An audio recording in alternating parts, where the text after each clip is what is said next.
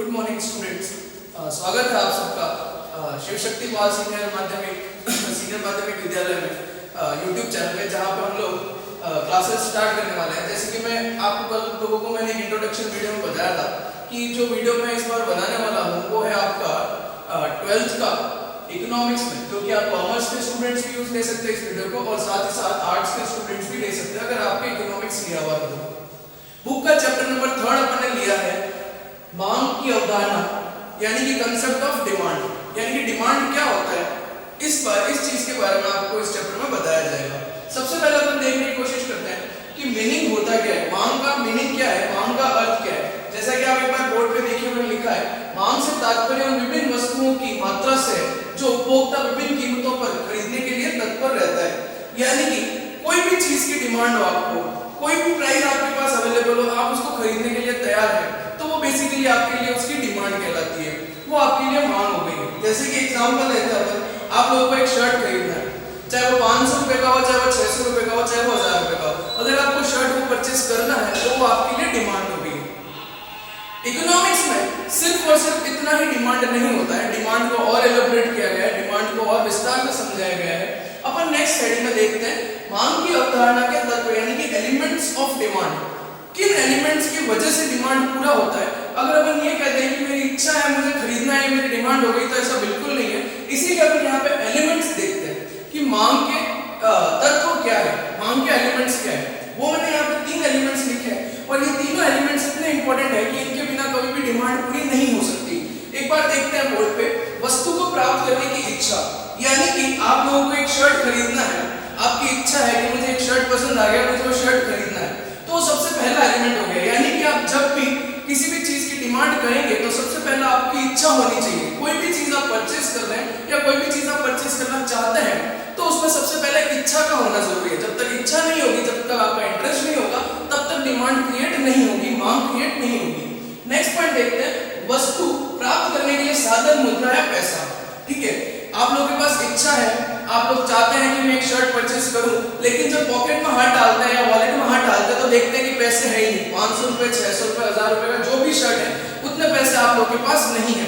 तो अगर आप लोगों के पास पैसे नहीं है तो आप वो चीज परचेस नहीं कर सकते, क्योंकि यहाँ पे बार्टर सिस्टम नहीं चलता है, बार्टर सिस्टम खत्म हो चुका है। आपको अगर कोई चीज लेनी है तो उसके अगेंस्ट में आपको पैसा देना पड़ता है।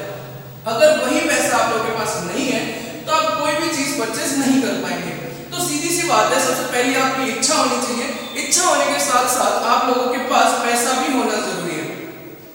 थर्ड पॉइंट देखते हैं, साधन को प्रयोग करने की तत्परता, यानी कि आप लोगों के पास इच्छा होगी शर्ट परचेस करने की, साथ ही साथ जब वॉलेट में पॉकेट में हाथ डाला तो आप लोगों के पास 500-600 रुपए भी अवेलेबल है, लेकिन आप लोगों को पैसे खर्च करने की इच्छा नहीं है, आप इच्छा नहीं रखते पैसे को खर्च करने की। तो जब तक आप वो पैसों को खर्च करने की इच्छा नहीं रखेंगे, उन साधन को यूज करने की कोशिश नहीं करेंगे, तब तक आप वो चीज की डिमांड क्रिएट नहीं कर सकते।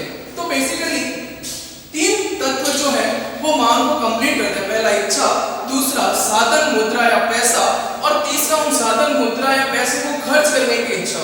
ये तीनों एलिमेंट्स जब पूरे हो जाते हैं तब आप लोग मांग क्रिएट कर सकते हैं किसी भी पर्टिकुलर गुड्स की मार्केट में। ये कंसेप्ट हुआ अपना मीनिंग और साथ ही साथ एलिमेंट्स। अब अपन बात करते हैं नेक्स्ट पॉइंट, बाजार मांग, यानी कि मार्केट डिमांड। मार्केट डिमांड क्या होता है? सपोज करते हैं एक कंज्यूमर है, उपभोक्ता है ए और बी, आप लोगों को एक जीन्स परचेस करनी है मार्केट से। वो जीन्स मार्केट में 500 रुपए की अवेलेबल है, आपने 2 जीन्स परचेस की, दूसरा उपभोक्ता जो था उसने 4 जीन्स परचेस की, और तीसरा उपभोक्ता जो था उसने 6 जीन्स परचेस की। तो वही 500 या 600 रुपए की जीन्स 3 लोगों ने परचेस की। ए ने 2 परचेस की, बी ने 4 परचेस की, और सी ने 6 परचेस की। तो टोटल हो गई 4, 6 और 2 12, यानी कि एक जो जीन्स थी जो 500 या 600 रुपए की मार्केट में अवेलेबल थी, उस मार्केट में उसकी जो डिमांड थी वो थी 12। यानी कि इंडिविजुअली नहीं ले रहे अपन, जितने भी बायर्स अवेलेबल है मार्केट में, जितने भी उपभोक्ता, जितने भी कंज्यूमर्स अवेलेबल है, उन सब की क्या मार्केट में डिमांड रहती है, उसको अपन मार्केट डिमांड कहते हैं। देखते हैं एक बार मैंने लिखा क्या है, किसी दी हुई कीमत पर समस्त उपभोक्ताओं द्वारा मांगी जाने वाली वस्तु के योग को बाजार मांग कहते हैं। यानी कि जितने भी मार्केट में उपभोक्ता अवेलेबल है, वो कोई भी पर्टिकुलर गुड्स को कितनी भी प्राइस पे कितनी भी डिमांड करते हैं, उन सब का जो योग है, उन सब का जो टोटल है, अपन उसको बाजार मांग कहते हैं। देखते एक बार नीचे, इसी बाजार मांग का योग जब सारणी में दर्शाया जाए तो बाजार सूची अनुसूची प्राप्त होती है। यानी कि जब अपन इस पर्टिकुलर बिखरी हुई चीज को जब एक शेड्यूल में बना देते हैं, यानी कि एक टेबल फॉर्मेट में जब अपन ड्रॉ कर देते हैं, तो उससे अपन को बाजार अनुसूची प्राप्त होती है, यानी बाजार मार्केट शेड्यूल प्राप्त होता है। आगे देखते हैं अपन,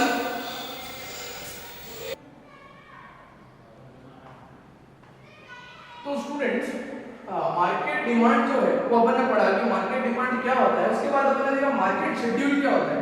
मार्केट शेड्यूल यानी कि मार्केट बाजार अनुसूची क्या होती है वो अपन ने अभी देखा।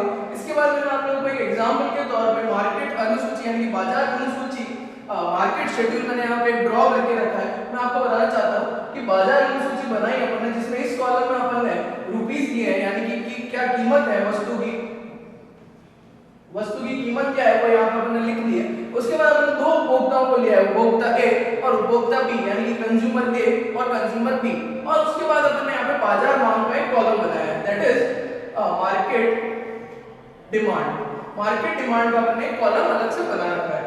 अब देखते हैं कि जो एक वस्तु है, यानी कि सपोज करते हैं यहाँ पे अपन ने x गुड्स लिया है, x गुड्स, उन x गुड्स की अपन ने अलग-अलग प्राइसेस ले लिए, दैट इज 25, 50, 75 और 100, यानी कि 25, 50, 75 और 100। अब इन्हीं अलग-अलग कीमत पर किस तरीके से उपभोक्ता उस पर्टिकुलर गुड्स के अगेंस्ट रिएक्ट करते हैं, वो चीज अपन यहाँ पे देखते हैं। उपभोक्ता ए है, उपभोक्ता बी है।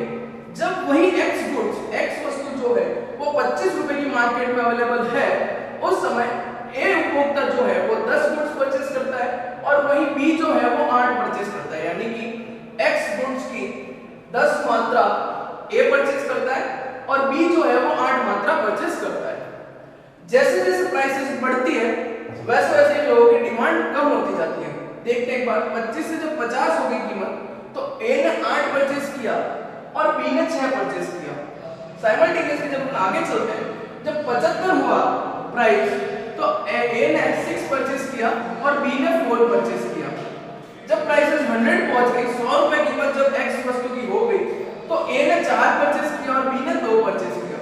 यानी कि एक ही प्राइस पे, जैसे कि एक प्राइस है 25, इस पे ए कंज्यूमर और बी कंज्यूमर दोनों अलग-अलग तरह से रिएक्ट करते हैं, तो इन दोनों की जो टोटल है वो मार्केट डिमांड कहलाएगी। यानी कि 25 रुपए पर जो x वस्तु की मार्केट डिमांड वो हो गई 18, दैट इज 10 प्लस 8 18। इसी तरीके से अपन आगे चलते हैं तो एक बार 75 पे जब प्राइसेस पहुंच जाती है तो ए 6 परचेस करता है और बी जो है वो 4 परचेस करता है। तो 75 रुपीस जब x वस्तु की कीमत हो जाती है तो मार्केट डिमांड जो है वो चली जाती है 10 पे, यानी कि जब प्राइसेस कम थी तो डिमांड ज्यादा थी, जैसे प्राइसेस ज्यादा हो गए ऑटोमेटिकली डिमांड कम होने लग गई। ये होता है एक शेड्यूल, यानी कि अलग-अलग तरीके से जो बिखरी हुई चीजें पड़ी है मार्केट में, एक ही गुड्स को एक ही प्राइस पर अलग-अलग बायर्स जो हैं जब वो खरीदते हैं उसको अपन एक टेबुलर फॉर्म में, एक शेड्यूल, एक टी टेबल के फॉर्म में जब बना देते हैं उसको अपन अनुसूची कहते हैं, उसको अपन बाजार अनुसूची, मार्केट शेड्यूल कहते हैं। अब देखते हैं इकोनॉमिक्स में हर चीज ग्राफ के बेसिस पे डिसाइड की जाती है। ग्राफ हाई है तो हाई, ग्राफ लो है तो लो, तो ग्राफ बनाना सबसे ज्यादा जरूरी होता है। और मांग के चैप्टर में ग्राफ आपको बहुत सारे मिलते हैं और ग्राफ जब तक आप नहीं बनाएंगे तब तक आप अपने कंसेप्ट को अच्छे से समझा नहीं पाएंगे, ना ही खुद समझ पाएंगे। तो जो ये बाजार अनुसूची बनाई है इसी को जब अपन ग्राफ में ड्रॉ कर देते हैं, ग्राफ फॉर्म में कन्वर्ट कर देते हैं, तो उसे अपन बाजार वक्र कहते हैं, यानी कि उसको अपन मार्केट कर्व कहते हैं। देखते हैं एक बार, बाजार मांग अनुसूची को ग्राफ के रूप में चित्रित करने पर हमें बाजार मांग वक्र प्राप्त होता है, यानी कि मार्केट शेड्यूल, मार्केट डिमांड का अपन को प्राप्त होता है। तो बेसिकली ज्यादा इसमें कोई दिमाग लगाने की जरूरत नहीं है। अपन यहाँ देखते हैं कि अनुसूची जो है उसी अनुसूची से जब अपन वक्र पर, उसी अनुसूची को जब अपन वक्र में कन्वर्ट कर देते हैं वो ज्यादा इजी हो जाता है समझाने के लिए।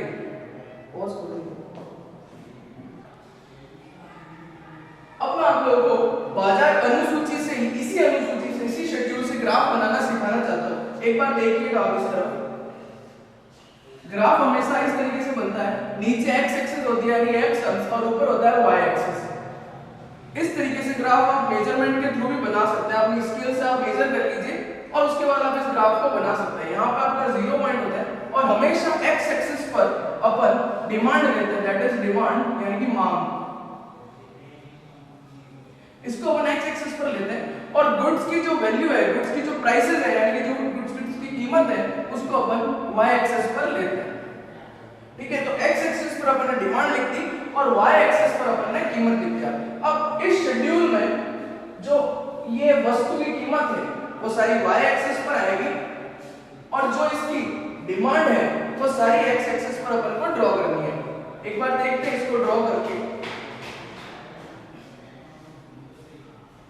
यहाँ पर ले 25, 50, 75 और 100 और यही मांग जो है ये अपन मार्केट डिमांड लेते हैं। हालांकि अपन पहले इसका बनाया फिर इसका बनाया फिर इसका बना सकते हैं, लेकिन डायरेक्ट मैं आपको मार्केट डिमांड शेड्यूल जो है, मार्केट डिमांड कर्व जो है वो बनाना बताता हूं। इसको भी अपन एक बराबर गैप से लेंगे।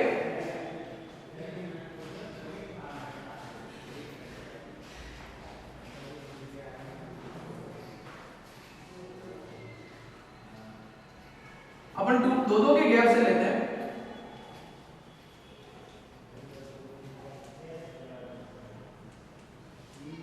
इससे आपका ग्राफ जो है वो प्रॉपर बनेगा।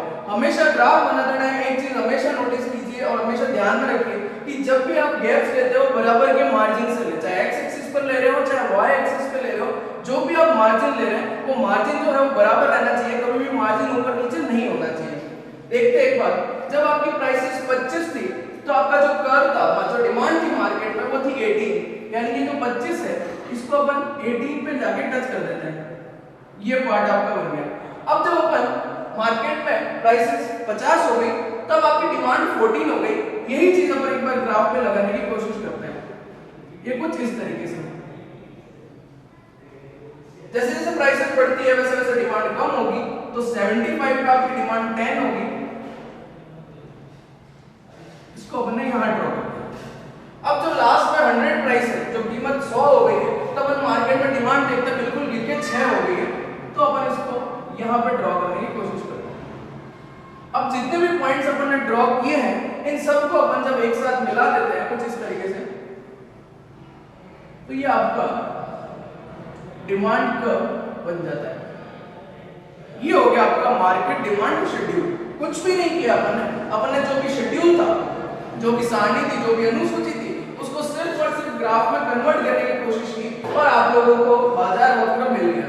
बाजार वक्र से आप यहाँ से डिसाइड कर सकते हैं कि जिस तरीके से प्राइसेस चेंज होती है, या तो आपकी डिमांड बढ़ती है या फिर आपकी डिमांड घटती है। ये निर्भर करता है कि प्राइसेस कितनी चल रही है मार्केट में। ठीक है, यहाँ तक आप लोगों को समझ में आया होगा। आई होप आप लोगों को सब कुछ समझ में आया और आप अच्छे से वीडियो देख रहे हैं। वीडियो को पॉज करके वीडियो देखिए, साथ ही साथ अपनी नोटबुक में नोट्स बनाते रहिए और बाकी के जो भी इंपॉर्टेंट एलिमेंट्स हैं, इंपॉर्टेंट क्वेश्चंस हैं, वो सारे मैं आपको अपने ग्रुप में सेंड करता रहूंगा। तो प्लीज आप यहाँ तक अपना वीडियो अच्छे से देखिए और इस चैप्टर को, इस कंसेप्ट को यहाँ तक कंक्लूड करने की कोशिश कीजिए। Thank you.